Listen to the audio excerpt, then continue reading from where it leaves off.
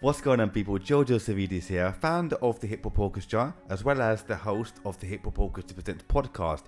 And I got a really exciting announcement to finally make with everyone, is that we have our very first official sponsor for the podcast. Now, they are an amazing company called Eldon's Vault, who are extremely dedicated in bringing you the very best in officially licensed merchandise from pop culture. And when I mean the very best, I mean the very best. They provide things like keyrings, caps, t-shirts, to Funko Pops, to statues from all over, such as DC, Marvel, Disney, The Mandalorian, Harry Potter, music artists from all over the place, and they are ridiculously good. I've got a couple of things to show you on offer at the moment. This trust me, their stuff is amazing. So, t-shirts, like I mentioned, like the one I'm wearing right now. It's got Rocky right here, which I absolutely love. Or, like I said, also got Funko Pops as well, 3.75 inches and 10 inches. I've got a couple of 10 inches right here for you. I've got Post Malone right here, and I've also got Biggie right here, who I absolutely love. These are so sick. Eldon's Vault, trust me, they are amazing. Now, I'm going to leave the link below in the video right here, and also in the description below as well in all future videos from the podcast. But trust me, Eldon's Vault are amazing. Website is www.eldonsvault.co.uk. Get in touch with them now and start buying ASAP. But also, before I forget as well, I just want to say the biggest thank you to Eldon's Vault for sponsoring the podcast. It means the absolute world to me. Thank you. And trust me, get in touch with them right now. And I hope you enjoyed today's episode. And peace.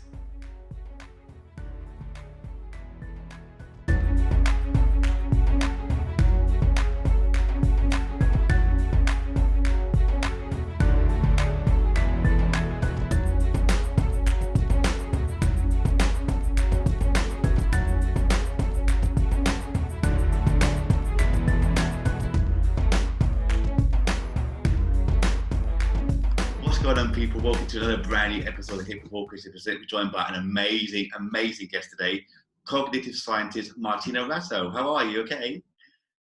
Oh, good. Thank you. Thank you for inviting me. That's my absolute pleasure. How are you doing? You okay?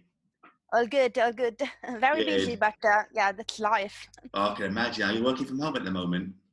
Yes, I am actually. I'm been working from home for 4 years now, so Oh, I'm very really? used to it. Yeah, Oh, wow. yeah. How do you I've been find? remote working before COVID. Oh, so you're used to it then. So Yeah, yeah, exactly. that's good. How do you find working from home though? Do you like it, or do you prefer going into places to work? That's a tricky question because I think there are a lot of advantages about working from home, but also some challenging. I think over time, a good routine about working from home, and I think that having good interaction with people is still very important. Yeah, I work in the UK while I live in Italy, which is my home country. So I keep this balance of just living in my place, you know. Oh, you know what? I thought you lived back in the UK for some reason. I don't know why. It's my mistake. I asked you in Italy at the moment. Is it Genova that you live at the moment? Yeah, I sit near Genoa, which is Savona. Yeah, Oh, on the seaside. lovely. Are But you, I used to live in London for how long for? for 1 year. Oh, for 1 year. Yeah, Yeah. I love it, and I hope to come really. That'd be amazing. But which part of London did you live in? I lived in the southwest and in the north, so I know both the sides of the No. Thames actually. Which one did you prefer, north or south? Oh wow!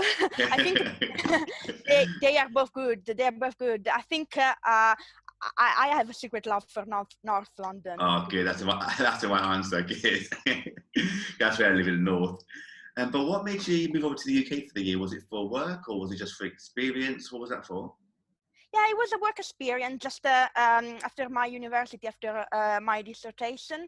So I joined our program. It was an European program to have an internship, and I was studying cognition at the university, and I just wanted to have like a work experience in this field, and that's how I found MyCognition. So everything started as like a 4 months internship, and then become like the work of my life.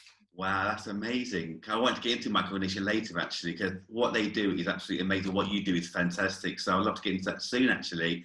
But in the meantime, though, I always have to start off my podcast by asking how you're getting on at the moment. So are you keeping okay yourself at home? Are you keeping safe and okay? Yeah, all good. Yeah, All good. good. 'Cause I know that obviously Italy went through that whole mad period, didn't it, a while ago with the whole COVID situation. So are you keeping okay at the moment? Yeah, it is still a bit going up and down. So the situation is not solved, of course. Yeah. But yeah, we are starting to opening things again. So it's balancing safety. Oh, good. Hopefully it gets sorted out soon. Fingers crossed for you. Fingers crossed. Thank you. But I'd love to get into obviously your industry of being a cognitive scientist. So for those that don't actually know what it could be, what exactly is a cognitive scientist and what is involved with it? So cognitive science is a mix of different disciplines. So Mm. it's all the science that studies the human mind and behavior. So you can have psychology, philosophy, which is actually my original Mm. background, neuroscience, biology, AI, so some artificial intelligence, linguistics, anthropology. So all these different areas of study come into the cognitive science, and so you have different approaches to study human mind. I think what is most common for people right now, like in 2020, 2021, is neuroscience. So everyone is getting excited about brain science and our capability of looking like inside our brain and understand that much better. But I think it's still interesting to have like all these different disciplines just contributing to that. And it was very exciting when I started my study, because as I said, it started all from philosophy, but my interest has always been in sciences, not just humanities. And that's where the two combines together very well, because obviously when we talk about cognition, we talk about something very human, but you cannot fully understand that without proper science as well. Of course. I mean, where did that interest come from? Because, like you said, your kind of background was philosophy before getting to cognition. Was it through philosophy where your interest of cognition came through, or was it even years before that? I think they were quite together, because as soon as I started my university, I was aware about a curriculum specific on cognition, and that's why I choose to follow that university at the very first instance. So probably was something that made me curious. I've always wanted to know more about our potential. I love people potential. You Mm. know what we could do if we just use our full capabilities. And as I said, in my university there was a very strong focus about like philosophy of mind, of science, and all the links with technology as well, in terms of AI and logic. And so that's why I progressively dived into that word. That's amazing. I know that even before that, you were doing tutoring as well, weren't you, for many years? About 8 years Yeah, or so. I mean, how was that for you, tutoring? Did you really enjoy that? yeah, it was a very fun activity, because as I said, I like helping people, and it's in people's way, so yeah, especially for boys and girls in the last year of the high school, they don't really know where to go, and it's so good even if you give like even simple contribution to their choice. I found that very rewarding. And actually at the moment, apart from my main job, which is cognitive science, I'm doing a little bit of teaching, which is really following up that tutoring part. So I still like to just guide people in this sense. That's amazing. I was going to ask you about that actually. Is well, how often do you tutor at the moment or teach? Because I know that's part of your projects as well. How often do you teach a week? Uh, so at the moment, actually, I'm in a specialization course about special educational needs teaching. Mm. So at the moment, I'm balancing like lectures and some training in school to be actually fully specialized. So I'm doing this for a couple of hours in the early morning, so I can balance this with my main job, basically with the rest of the day. Yeah, I did want to ask you actually, how do you? Could you? We'll get to this later on in the talk, but you kind of balance so many things at the same time. I mean, how do you deal with that? I always have to find out how people actually do that. So how do you deal with so many different things at the same time? Well, I think that's really the way I managed to commit very well in a thing, because you just you put yourself in something and get bored. You never get bored of that, because you are also doing something else. So I find a very good balance. For example, I love my job, but this entails spending a lot of time just in the computer. As I said before, I'm just working remotely, and at the same time I really like working with people. The two different things basically just give me what the other one don't give me. So the two together just combines and make like a very rewarding experience. No, of course, I'm a teacher myself, so having that reward of teaching people is amazing, isn't it? It's really fantastic. What age do Yeah. you teach? Do you teach quite young or quite old, or a mix of the two? They are teenagers, so Okay, from 14 to 19, basically. Yeah, okay. it's an interesting age. Oh, that's Definitely is. amazing. That's brilliant. But talk about MyCognition, which is what something I really want to find out actually, is you said when you found them out when you moved to London actually. Um, how how has the job been so far? And would you mind sharing who MyCognition are in detail, if possible? Yeah, of course. Thank you. So MyCognition started as a startup in 2012 from the brilliant mind of Kieran Sparrock, Hmm. and I inspired by the idea of in cognitive science to people to help people and organizations just feeling their full potential. And with MyCognition, we have been able to achieve that with digital technology. So what we have is an app. We have developed a set of different programs to assess, monitor, and train your brain health. So with MyCognition, I've done at the beginning with a research position. So despite being a commercial organization, we have always been focused so much with research, just to make sure that everything is developed with like scientific purposes. And so I work with clinicians across Europe, but also with businesses and schools. So by improving cognition, you can actually improve mental health, physical health, productivity, performance, learning. So it because there are some different issues that people have, and if you go at the roots of those, you find cognition, and that's really the purpose of our company, just to help people with a very simple tool, things that you can use on your phone even. It's amazing. 'Cause I know about the apps actually. They're amazing. I mean, did you have a chance to work on them yourself actually, in terms of creating the apps, or were they already made before you came into the business? They were already made, but with the digital technology, you never have like a fully developed product. Yeah, It's always about improving it. of course. I wanted to ask you about I'm that not, actually. yeah, Yeah. I'm not into development myself. So yeah, I contribute to like try to make the program better, but I'm not involved in the development itself. Okay. And when it comes to actually, I want to ask you about that as well actually. In terms of sort of the research that goes into it, how often do you or do you actually meet up with the team and say, okay, we need to update this, or we need to make this better? Do you often have meetings with the team and discuss how you can improve it? Yes, it's something we have quite often. So we take the results from the research. It can be like a full clinical trial just informing us, or could be even very simple user experience. We take everything. So data is very valuable for us. And so it is like continuous improvement for the app. Hmm. So we definitely have those processes in place. Wow.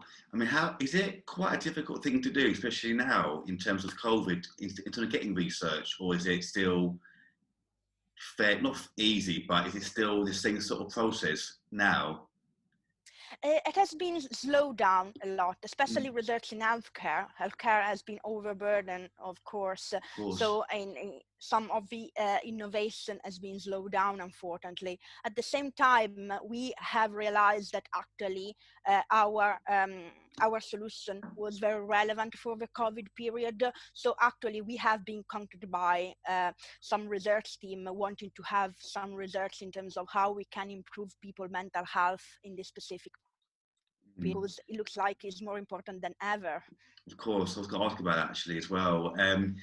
Is that kind of one of your main focuses right now? Like we said, you work in so many different areas, but do you feel like mental health has gone way up now because of what's happening in terms of people losing their jobs or anything like that? I think that mental health is kind of like the main area that you're focusing on right now. Yeah, I would say so. So without having like going to people with a severe mental health, like psychiatric disorders. So I think everyone experiences some stress and anxiety in the everyday life, especially in the current situation where even stay in it could be a stressful situation for some people, just being socially isolated. So probably the best word is to talk about mental well-being Mm. because we just want people to feel better and so they can achieve more in their life, and I think it's very important right now. Definitely, definitely. How do you go about doing that at the moment? Well, obviously, like you said, things have changed so much. How do you go about making sure that people's mental well-being is going really well at the moment? How do you deal with that, especially now at this sort of time? Well, I've not mentioned that in the MyCognition history, we have just have like changed recently in terms of we have joined like a larger group Mm, called Being Well, and that's the way we actually provide like a well-being solution. So on one side, we want people to understand where they are basically. So how they how they are in terms of their cognitive well-being and the capability of being resilient. And mm, that's where we have what we call MyCQ, our cognitive assessment. And from that, we have our game, which is the actual training. But in Being Well, we have just joined together different expertises from sleep, mental health support, nutrition, exercise, just all these key lifestyle habits that will have an impact on your mental well-being. And so we tried to just provide this like as a comprehensive solution for people that is like accessible to anyone. We don't want to be like prescriptive or be very clinical. We just think that everyone, regardless of where they are, if they're doing very well or not very well, can just be better. mm. That is one thing I actually wanted to ask you about was the kind of the sleep, the diet, the exercise as well. Do you provide kind of different, not packages, but different, yeah, kind of like packages for different kind of people? Say, okay, for someone who's say really fit, you're going to have this much sleep, these kind of foods, compared to someone who might be a bit bigger, for instance, who's like a bodybuilder. Or do you provide different kind of details for different kinds of people, or is it kind of the same sort of thing for different people? Yeah, we try to understand people's needs actually, Mm, and most of them needs to just start from like what we call brain priming. So if your mind is not in a very good state, probably you are not ready to take advice even from experts in different areas like nutrition and sleep. So the very first step will be to just uh, put your mind in a better state, and when it's ready like a sponge that just can take things from outside, mm. then you are ready to say, oh, actually I don't sleep very well, so I would like to get more advice on this, and we can provide that. Okay. Do you do a lot of? You must do a lot of obviously case. You must do a lot of asking of different people. I mean, what have been kind of the most common questions that people ask you in terms of getting help? Do you get people say, oh, "I need to sleep better. I need to be more productive. I need to be more. I need to concentrate more on my work day." What are some of the most common questions that you get from people? I think there are a mix of all of them. I'm not sure if there is like one among the others. Mm, So in probably in corporate environment is business. This is where like productivity it is most important. But I think there is a realization progressively just how mental health is important there as well. And the same I can see in school. They are very different environments, but everyone was so interested about academic achievement so far and a bit of behavior. But right now, the importance like of mental well-being in children. So overall, I could say that seems like we are moving from like more a performance issue to more like a well-being issue. I love that. And how have you found that kind of transition going from say more performance to more mental well-being? How have you found that so far? I think for us, they are always being like two faces of the same coin. So it's more about being able to talk with people by being on the same page. Sometimes when you have a conversation about performance, you might take much time just to explain to people that there is like an health problem behind that. And now everyone seems to realize this much better. Of course. And you said you obviously tutor, say, 14 to 19-year-olds as well. Do you do a lot of work with adults as well? Or is it mainly just one area of age, say 14 to 19? Or do you work with both adults as well? Oh, yeah. With adults actually at the moment. Yeah. Yeah, Yeah. so we work with people with any age Yeah. actually. Yeah, we try to differentiate our offer just to fit the needs of a particular age. Actually, aging for us is very important, and this doesn't mean that we focus on the elderly, because everyone, since they were born, they are aging in a sense. So we are very much focused on the prevention side. So if we think about being active while we age, then we can be in a much better state when we are like 95 years old. Of course. I mean, talking about the prevention side of things, do you find that it's more difficult to work with a certain age bracket, say the elderly or the youngsters, or do you find them quite similar in many different ways? Because I was with the youngsters, for instance, so they're still developing, they're still growing, so not fully formed yet. But at the same time, they're quite old, they might be degenerating. So are there like many differences, or are they quite similar in different ways? Yeah, what I've learned is that everyone has got a quite large potential, and it is a bit of a myth on the fact that you have the potential to change the brain just in the young age. Obviously, the young age has got the greatest.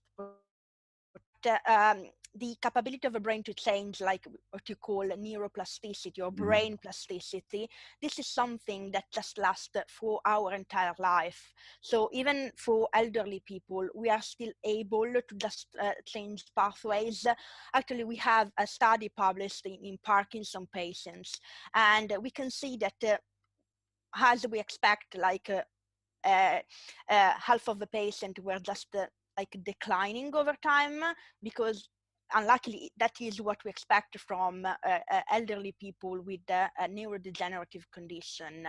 But actually the arm of the study that training regularly just they were go up on the other side. So basically we reverted the trend. So it's not just about stopping, slowing down, which will be a very good thing already, because you think that you are declining and you can stop it, but actually you can revert the trend. So even if you are in the elderly age, you can still go up.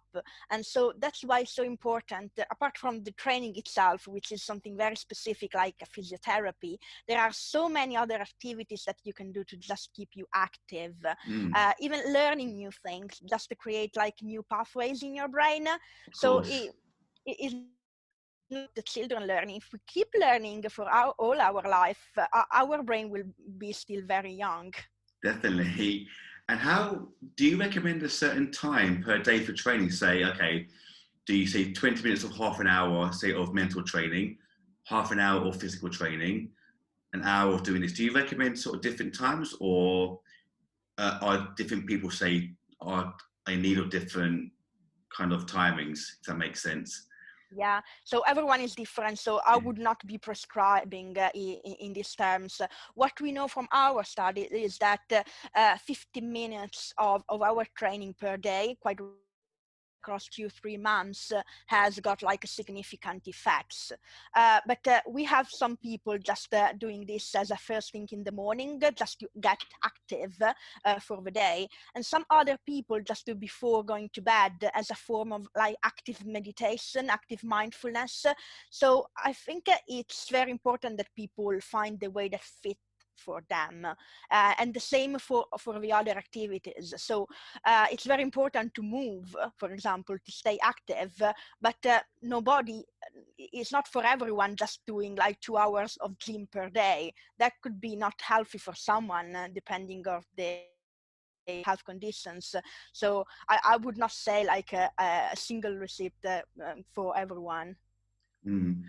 And through your research over the years, because obviously you do so much, has anything really stood out that shocked you in terms of how quickly someone has either improved or gone the other way? Well, I think the example I've made about Parkinson patient was quite a compelling one, but we have other ones in different fields. We have even some like case studies of young children just struggling, not just with school, but even with the social activity, and just saying, oh, now I can really concentrate. Now I'm able to understand math. And that's amazing, I think, Really because is. yeah, you don't just look at the data, which is the very important part of our work, of course, but when you like hear people's stories, that's amazing, because you know that you actually benefit, had a benefit for them. Definitely. And me being a teacher, I'm very much like you, where I love to just help people and make sure that they get to where they need to be in life. And obviously, I know that one of the things you mentioned earlier is special needs as well. How do you work with people with special needs? Do you set them? What would you recommend? Well, how do you kind of help them in your ways? Do you have special ways that you can help them? So in terms of our solution, in terms of the app, we just work together with the teachers or healthcare workers. So it's just about finding the way that works best for them. And when you are given a score, obviously this can mean anything.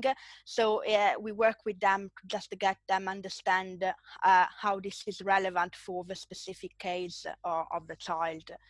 In terms of my own experience, again, there is not a single recipe that works for everyone. So I've been working with children, teenagers with Asperger syndrome, a form of autism, intellectual disability, or sight problems. And they're so different, of course, because some are about really brain functioning and some are not. So just again, is just discovering where the potential sits and just trying to minimize all the obstacles that they might have, both for their condition or just in the environment sometime. And I'd love to talk more about your collaborative projects as well, because you've done some amazing projects, so collaborated on many projects. And I saw that one of the things you worked on actually was with the Laboratory of Psychology and Cognitive Scientists at the University of Genoa, actually. What kind of projects did you work on together? Oh, those are very interesting kind of research. So very theoretical, and this date back to the days at my university and just some time later. So this is part of the philosophy department, as I said, and we carry on experiments on cognitive psychology and the way we process information. So we have an approach very linked to the metaphor between the mind and the computer. And in this sense, we try to elaborate how people work towards certain stimuli. For example, some studies about the conceptualization, the link between language and cognition has been carried on in the laboratory, some about pragmatic of language, some very exploratory study about the mind. So my own contribution to that was more on the extended mind, so how actually everything that is about cognition is not just in our brain, but also in the way we interact like objects. So everyone knows that our memory is not just here anymore, but we have our memory all over the place. So with notes, with our laptops, our smartphones. So I've done some work in this regard in terms of like how our cognition is actually all over. That's amazing. And did you bring that research over to MyCognition actually as well? Yeah, just partly. Yeah, I think in MyCognition, our aim is more, I would say, practical, actually, to help people directly with a solution and really focus on mental health, as we were saying before. While I think as it's quite common in the academic environment, the research was much like focus on itself in terms of understanding how cognition works much more. But yeah, it's always a balance between the two. I try to get up to date to the academic research just to learn more and just take what we can to put in practice to just provide a solution for people. It's a kind of translation work, I would say. I can imagine, because I wanted to actually talk about your publications as well, actually. I was saying you've written many publications about cognition, obviously. What's it like for you to actually publish your own work and award-winning work as well as that? How's it like? What's it like for you to publish your own work that gets such amazing feedback? Yeah, well, it is obviously everything about publishing something is getting people know about the results of your research. It's a very rewarding experience. So scientific publication is also very hard work because it just takes so much time sometimes just to get there in terms of all the publishing processes. And I think the more rewarding part is not like the publication itself, because when you have an article out there, it can just die in the journal. The greatest part is presenting the work to people. So going to conferences, for example, this is where you can get actual feedback and criticism. I love criticism in my research because it opens like new ways. So I think that's the best part in the scientific community, when you can publish something and you can also just exchange and communicate to everyone. And I think that outside the scientific community, there is a big challenge in terms make these results publicly available to everyone in a way that are understandable to the general public, I mean. And that's another part of things I try to do in my work, just to simplify concepts so that everyone can understand. Is that your future work that you have planned for yourself, to do these kind of things later on? Doing that as a part of like MyCognition being well rolled. Okay. It's amazing. 'Cause I know that obviously you wrote a publication with Kieran actually. Was it the use of an IT-based cognitive assessment and training as part of the Smart City program? Is that the one? Oh yeah, you picked up one. Yeah, that was published in, I believe, and it was a project we did with the Peterborough City Council in the UK. So it was like a city project in terms of how we can improve like the whole citizenry mental health from like young age to the elderly. It was a very interesting collaboration indeed.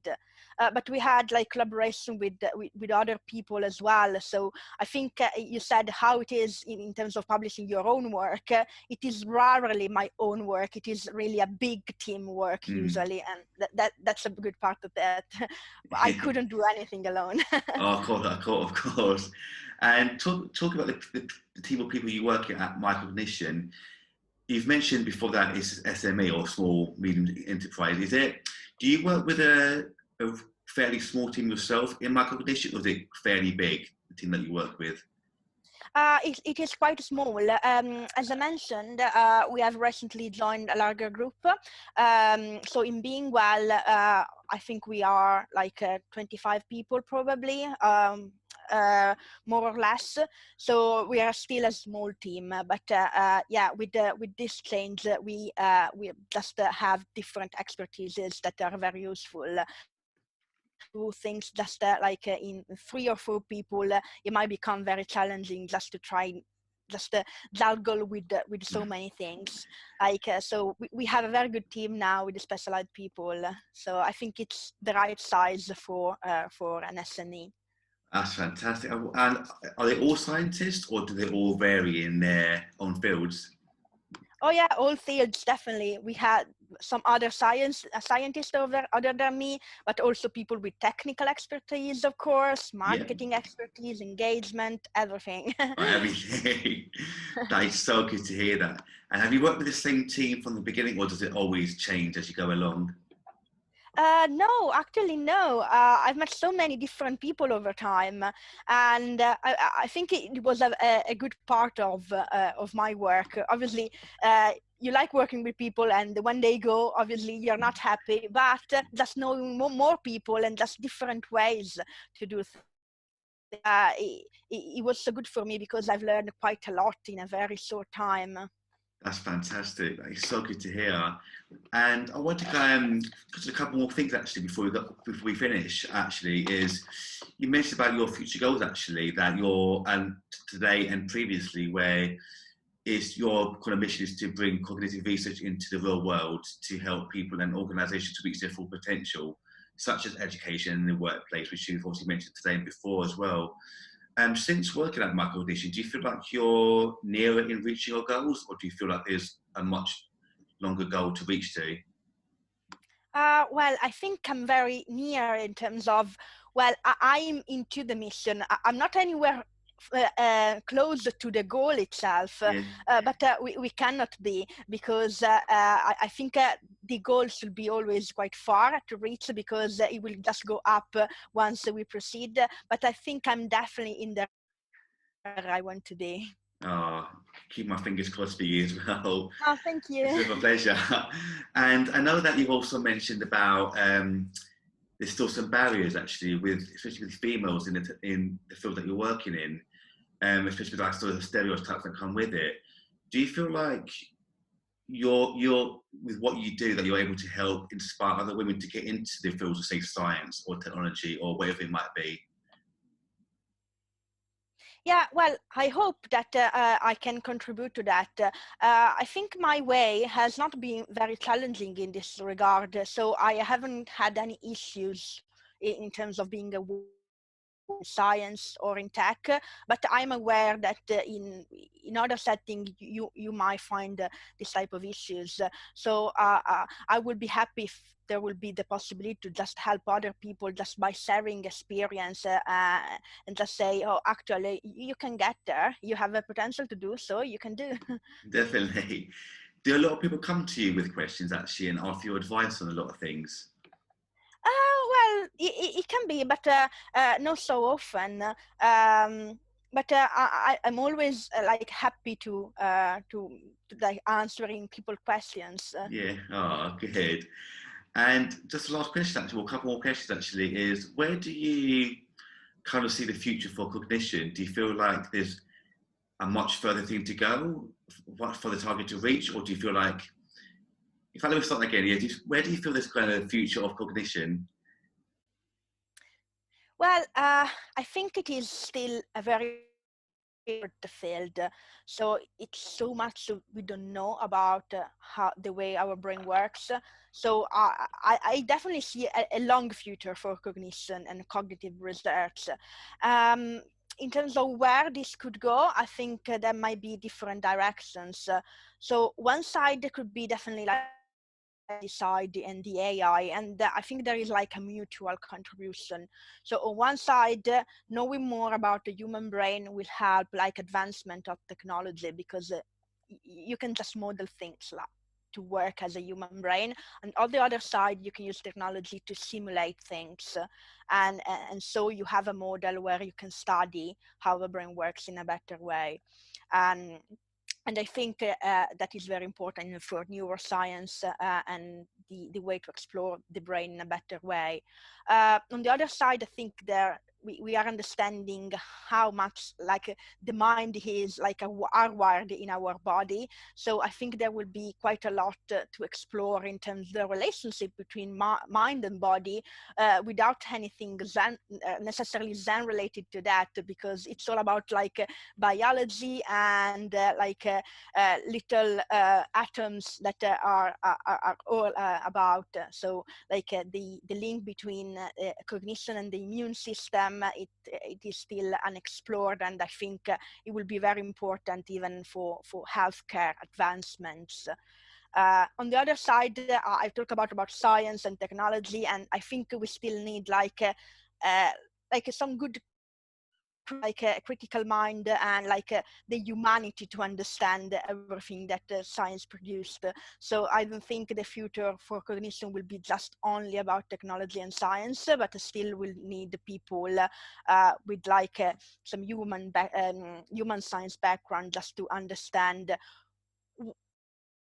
what some of the cognitive process entail in the real world. So in terms of society, economy, relationship with people, that will be still very important. Definitely. And that is such a great way to end the podcast. But Martina, I just want to say thank you so much for being a part of my podcast. It was so lovely to talk to you. Thank you. Pleasure. Good thing. And how can people find you actually online as well, by chance? How can people find you? Well, I'm on LinkedIn. I'm not so much social, so I probably don't have any other social. But yeah, if you'd like to reach me on LinkedIn, I will be more than happy to respond to anyone having or just wanting to just discuss about anything in common. Oh, fantastic. That's amazing. But once again, thank you so much, Martina. And that's the end of the episode. Take care, everyone. Bye-bye. Thank you, Georgio. Thank you.